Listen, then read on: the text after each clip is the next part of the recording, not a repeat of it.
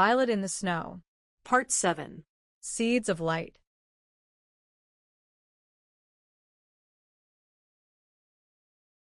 The snow melted slowly, revealing soil that breathed beneath the thaw.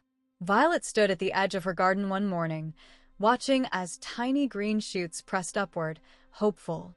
She felt the same kind of rising inside herself, familiar and unfamiliar all at once. Her cabin had become more than shelter. It was a living space stitched together with memories, visitor stories, and the quiet strength of each passing season.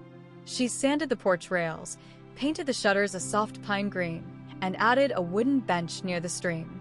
Ash watched her with amused patience, occasionally nosing the bucket of nails when he thought she wasn't looking. As spring settled in, a letter arrived, not in a guest book, but by hand.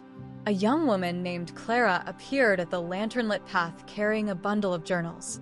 She had been a nurse herself, newly retired, drawn by stories of Violet's refuge and by a need she couldn't name. Violet welcomed her in. They talked for hours, exchanging tales of hospital corridors, patient voices, and the weight of care. Clara's hands trembled as she described the day she hung up her stethoscope, unsure what would fill the silence that followed. Violet listened, then showed her the bench by the stream.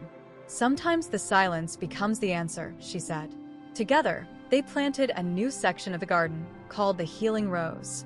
Lavender, chamomile, and sunflowers, each one named for a memory. Clara stayed a week, leaving behind a sketch of Violet and Ash at sunset.